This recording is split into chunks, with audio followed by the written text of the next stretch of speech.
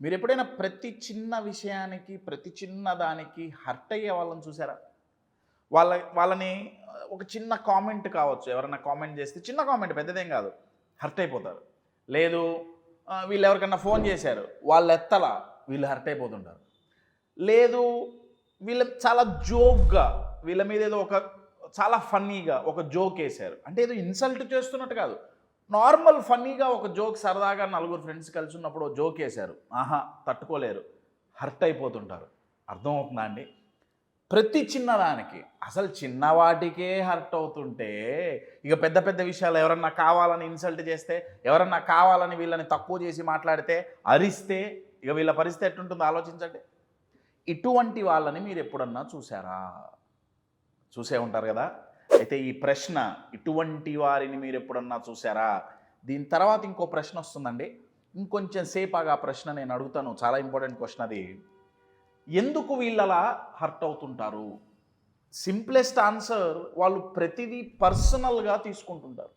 అంటే వాళ్ళనే టార్గెట్ చేసినట్టుగా వాళ్ళు భావిస్తుంటారు. అయితే దీనివల్ల వచ్చే నష్టం ఏంటంటే వీళ్ళతో మాట్లాడాలంటే చాలా కష్టం అండి. కదా! ఆచితూచి మాట్లాడాలి. ఎంత ఆచితూచి మాట్లాడినా సరే ఎక్కడో ఏదో ఒక రాంగ్ మీనింగ్ ఇవ్వటం మళ్ళీ హర్ట్ అవుతారు.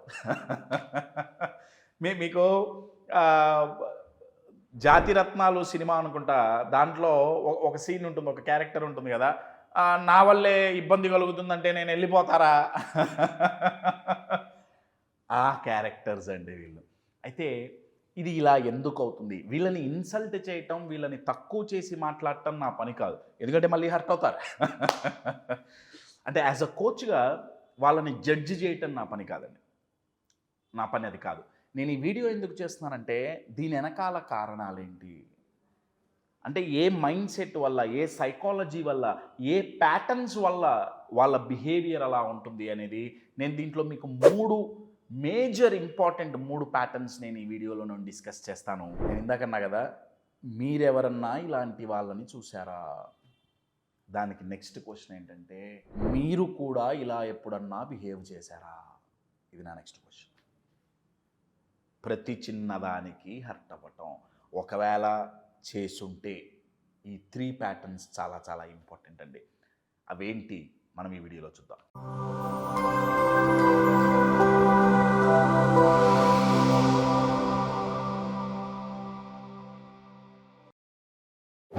ఎంవిఎన్ కశ్యప్ ఒక అమేజింగ్ లైఫ్ కోచ్.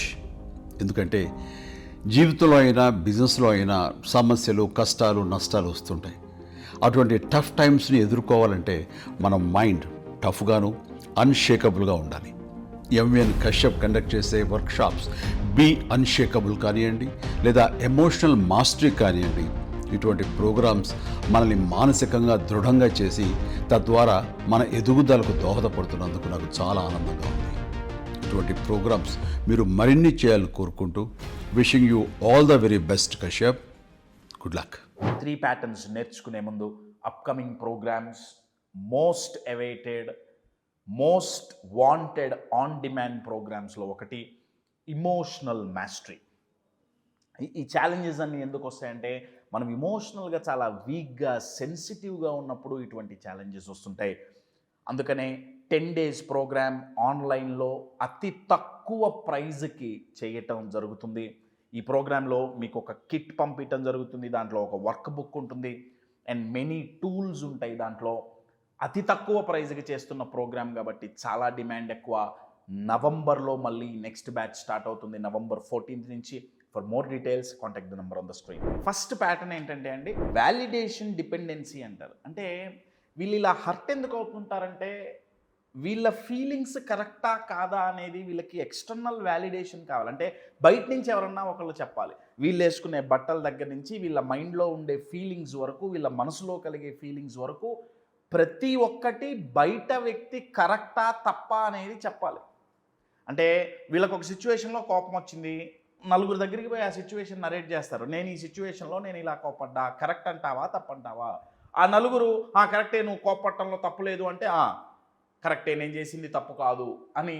అంటే వాళ్ళంతటి వాళ్ళు వాళ్ళ ఫీలింగ్స్ని వాళ్ళు వ్యాలిడేట్ చేసుకోలేరు. దానికి ఈ హర్ట్ అవ్వటానికి సంబంధం ఏంటంటే అండి, ఎవరైతే మన ఫీలింగ్స్ కరెక్టా కాదా అని ఎక్కువగా అవతల వాళ్ళ మీద వ్యాలిడేషన్ కోసం డిపెండ్ అవుతుంటామో వాళ్ళకుండే లక్షణం ఏంటంటే, అవతల వాళ్ళు ఏమన్నా ఫీడ్బ్యాక్ ఇచ్చారనుకోండి, వీళ్ళు హర్ట్ అవుతుంటారు. మోస్ట్ డేంజరస్ అండి. మోస్ట్ డేంజరస్ అంటే ఏ రకంగా, ప్రమాదకరం అంటే ఏ రకంగా, వాళ్ళు ఎవరినో చంపేస్తారని కాదు, వాళ్ళని వాళ్ళు చంపేసుకుంటుంటారు. అంటే ఇది ఎలా ఉంటుందంటే, ఇప్పుడు ఏదో ఒక ఇన్సిడెంట్ జరిగింది, ఇందాకన్నట్టు వాళ్ళని ఒక కామెంట్ చేశారు, లేకపోతే వాళ్ళ మీద చాలా సరదాగా ఒక జోక్ వేశారు. నా సిచ్యువేషన్ అయిపోయిన తర్వాత వాళ్ళు ఒక చోట కూర్చొని ఆ కాన్వర్జేషన్ రీకాల్ చేసుకుంటుంటారు. ఎవరేమన్నారు, చూసావా వాళ్ళు ఇట్లా అన్నారు అంటే దానికి కారణం ఇదే. అర్థమవుతుందా అండి? అంటే వాళ్ళు నన్ను కావాలని అన్నారు, వాళ్ళని హర్ట్ చేయాలని అన్నారు, అంతేలే నేనంత పెద్ద గొప్పవాణ్ణి కాదు కదా, అందుకే వాళ్ళు నన్ను అన్నారు, చూసావా వాళ్ళు నన్ను ఇగ్నోర్ చేశారు, చూసావా వాళ్ళు పెళ్లి చేసుకున్నారు కానీ నన్ను పిలవలేదు. అర్థమవుతుందా? My dear friends, validation. ప్రతి చిన్నదానికి హర్ట్ అవుతారు. ఇది ఈగో హర్ట్ అవ్వటం కాదండి, ఇది మీరు బాగా గుర్తుపెట్టుకోవాలి. అర్థమవుతుందా? దీనివల్ల వచ్చే నష్టం ఏంటంటే, వీళ్ళ జీవితం ఎలా ఉంటుందంటే, వీళ్ళ ప్రతి ఫీలింగ్ అవతల వాడి చేతుల్లో పెట్టేస్తారు. వీళ్ళ సంతోషం అవతల వాళ్ళ చేతిలో ఉంటుంది, వీళ్ళ బాధ అవతల వాళ్ళ చేతిలో ఉంటుంది, వీళ్ళ ఎక్సైట్మెంట్ అవతల వాళ్ళ చేతిలో ఉంటుంది, వీళ్ళ సాడ్నెస్ అవతల వాళ్ళ చేతిలో ఉంటుంది. చేతిలో ఉంటుంది అంటే అర్థం ఏంటంటే, వీళ్ళు ఇచ్చేశారు. వీళ్ళ ఇమోషన్స్ని కంట్రోల్ చేసే బాధ్యత అనకూడదు, బట్ వీళ్ళ ఇమోషన్స్ని కంట్రోల్ చేసే శక్తి, ఆ అద్భుతమైన పవర్ ఏదైతే ఉందో అది అవతల వాళ్ళ చేతుల్లో పెట్టేసి వీళ్ళు హర్ట్ అవుతూ బాధపడుతూ, చూసావా నన్ను అందరూ హర్ట్ చేస్తున్నారు అని చెప్పి వీళ్ళు అంటుంటారు. అర్థమవుతుందండి? సో సెకండ్ ప్యాటర్న్ ఏంటంటే హిడెన్ ఇన్సెక్యూరిటీ. హిడెన్ ఇన్సెక్యూరిటీ అంటే వీళ్ళ లోపల ఎక్కడో ఇన్సెక్యూరిటీ ఉంది. ఇన్సెక్యూరిటీ అంటే అభద్రతాభావం. వీళ్ళకుండే ఇన్సెక్యూరిటీ ఏంటంటే, ఐఎమ్ నాట్ ఇన్నఫ్, నాకంత సీన్ లేదు, నాకంత వర్త్ లేదు, ఐఎమ్ యూజ్లెస్, నేను పెద్ద పోటుగాన్ని కాదులే. అర్థమవుతుందా? ఆ ఇన్ఫీరియారిటీ అంటారు చూడండి, అది లోపల ఉండటం వల్ల ఒక హిడెన్ ఇన్సెక్యూరిటీ, అభద్రతాభావం పెరిగిపోయి ఏం చేస్తారంటే, ఎదుటి వ్యక్తి ఏ మాట అన్నా కానీ, పాజిటివ్ అన్నా కానీ, వీళ్ళు ఏ కళ్ళద్దంలో నుంచి చూస్తారంటే నెగిటివ్ కళ్ళద్దంలో నుంచి చూస్తారు. అంటే సింపుల్ ఇప్పుడు అవతల వ్యక్తి కామెంట్ చేసి కావాలనే కామెంట్ చేశాడండి, అది నెగిటివ్, వీళ్ళు బాధపడతారు, బాధపడాల్సిన దానికంటే ఎక్కువ బాధపడతారు, అది వేరే విషయం. కానీ ఛాలెంజ్ ఎక్కడంటే, అవతల వ్యక్తి నుంచి పాజిటివ్ వచ్చినా కానీ, అంటే అవతల వ్యక్తి ఒక కాంప్లిమెంట్ ఇచ్చాడు అనుకోండి, అరే ఇవాళ ఈ పని నువ్వు బాగా చేసావు షబాస్, ఫస్ట్ ఆఫ్ ఆల్ వీళ్ళకి నమ్మకం కుదరదు, వీడు నిజంగానే పొగుడుతున్నానంటావా? ఎందుకంటే వీళ్ళ మీద వీళ్ళకి కాన్ఫిడెన్స్ లేదు. అదేంటి వీడు పొగుడుతున్నాడేంటి, నాతో ఏమన్నా పని పడిందంటావా? ఏం పని పడుతుంది, నేనేం మాత్రం చేయగలను, మరి ఎందుకు పొగుడుతున్నాడు వీడు? అర్థమవుతుందా? లోపల నడుస్తుంటుంది. ఏమండి, పాజిటివ్ అవతల వ్యక్తి పాజిటివ్ చేస్తేనే నెగిటివ్గా తీసుకుంటుంటే, మరి అవతల వ్యక్తి నిజంగానే నెగిటివ్ మాట్లాడి కావాలని హత్య చేద్దామని చేస్తే వీళ్ళ పరిస్థితి ఏంటండి? ఎట్లుంటుంది పరిస్థితి? బాగా గుర్తుపెట్టుకోండి. మెచ్యూరిటీ అంటే అర్థం ఏంటో తెలుసా? బాధపడకుండా ఉండటం మెచ్యూరిటీ కాదు, హర్ట్ అవ్వకుండా ఉండటం మెచ్యూరిటీ కాదు, కానీ ఏ సందర్భంలో ఎంత హర్ట్ అవ్వాలి, ఎంత బాధపడాలి అది తెలవాలండి. ప్రతి సందర్భంలోనూ మొహం మార్చేసుకొని, మూతి ముడిచేసుకొని టచ్ మీ నాట్ ప్లాంట్ లాగా ముట్టుకుంటే ముడుచుకుపోతుంటే, మై డియర్ ఫ్రెండ్స్, అంత ఇమోషనల్గా ఫ్రజైల్గా అంటే సున్నితంగా ఉంటే మీ దగ్గరికి ఎవరు రారు, మీతో ఉండటం చాలా కష్టం అండి. అటువంటి వ్యక్తులతో రిలేషన్షిప్, అదే రిలేషన్షిప్ అయినా సరే, ఫ్రెండ్షిప్ అయినా సరే, చాలా చాలా టచ్ అండ్ గో అంటాం ఇంగ్లీష్లో. టచ్ అండ్ గో అంటే ఎప్పుడేమవుతుందో తెలియదు. ఇటువంటి వ్యక్తి టూర్లో ఉన్నాడు అనుకోండి, ఓ 10 మంది కలిసి టూర్కి వెళ్ళారనుకోండి, ఇటువంటి వ్యక్తి ఉంటే నాకు మర్యాద రాలేదనో, లేకపోతే నాకు అడిగిన టైంకి రాలేదనో, నాకు ప్రయారిటీ ఇవ్వలేదనో, అంత నాకు నాకు నాకు నాకు అర్థమవుతుందండి. మై డియర్ ఫ్రెండ్స్, ఒకవేళ ఇటువంటి మెంటాలిటీ మీకే ఉంటే, మై డియర్ ఫ్రెండ్స్ బాగా గుర్తుపెట్టుకోండి, ఇన్నఫ్ ఈజ్ ఇన్నఫ్. ఈ ఇన్సెక్యూరిటీని కానీ ఆ వ్యాలిడేషన్ సీకింగ్ని కానీ తగ్గించుకోవాల్సిందే. దీంతో పాటుగా థర్డ్ మోస్ట్ ఇంపార్టెంట్ ప్యాటర్న్ ఏంటంటే అన్హీల్డ్ పాస్ట్ అండి. ఆర్ సింపుల్గా చెప్పాలంటే పాస్ట్ ట్రామా అనేది చాలా పెద్ద పదం.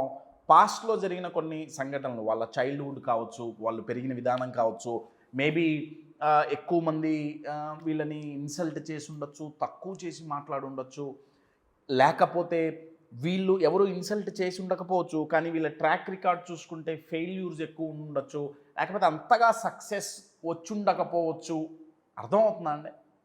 సో దానివల్ల ఏమవుతుందంటే ఆ ఇన్ఫీరియారిటీ పెరిగిపోయి ఆ పాస్ట్ మైండ్లో అంతే ఉంటుందండి. ఇప్పుడు గొంగలి పురుగు సీతాకోక చిలుక అయిన తర్వాత కూడా ఎగరకుండా గొంగలి పురుగులాగే పాకుతుంటే ట్రాన్స్ఫార్మ్ అయినట్టా కానట్టా, మార్పు చెందినట్టా కానట్టా? బయట ప్రపంచం మారిన సీతాకోక చిలుకను చూస్తుంది, వాళ్ళు ఆనందపడుతున్నారు, వాహ్ ఎంత అద్భుతంగా ఉందో. కానీ తనకు తాను లోపల ఇంకా గొంగలి పురుగుననే భావిస్తుంటే బయట నుంచి హర్ట్ చేయరండి, మనకి మనం హర్ట్ చేసుకుంటాం. చాలా డేంజరస్ థింగ్ అండి ఇది. సెల్ఫ్ వర్త్ అంటాం దీన్ని. ఎమోషనల్ మాస్టరీ 10 days ప్రోగ్రాంలో సెల్ఫ్ డౌట్ అనే ఇమోషన్ గురించి ఒకరోజు మేము చాలా డీటెయిల్గా డిస్కస్ చేస్తాం. 10 days 10 emotions గురించి మాట్లాడతామండి దాంట్లో. అద్భుతమైన ప్రోగ్రామ్. ఒక్కొక్క రోజు ఒక్కొక్క ఇమోషన్, దాని ప్యాటర్న్స్ ఏంటి, దాని నుంచి బయటపడాలంటే ఏం చేయాలి, ఏ టెక్నిక్స్ నేర్చుకోవాలి అనేది నేర్పించడం జరుగుతుంది. సో ఆ సెల్ఫ్ డౌట్ గురించి మాట్లాడేటప్పుడు సెల్ఫ్ వర్త్ అనే కాన్సెప్ట్ ఇంట్రడ్యూస్ చేస్తాం. సెల్ఫ్ వర్త్ అంటే మన మీద మనకున్న ఒపీనియన్స్ ఏంటి, మనకి నెట్వర్త్ ఉంటుంది, అంటే మనకు ఆస్తిపాస్తులు ఎంత ఉన్నాయి అనేది నెట్వర్త్ కదా, ఇది సెల్ఫ్ వర్త్ అనమాట.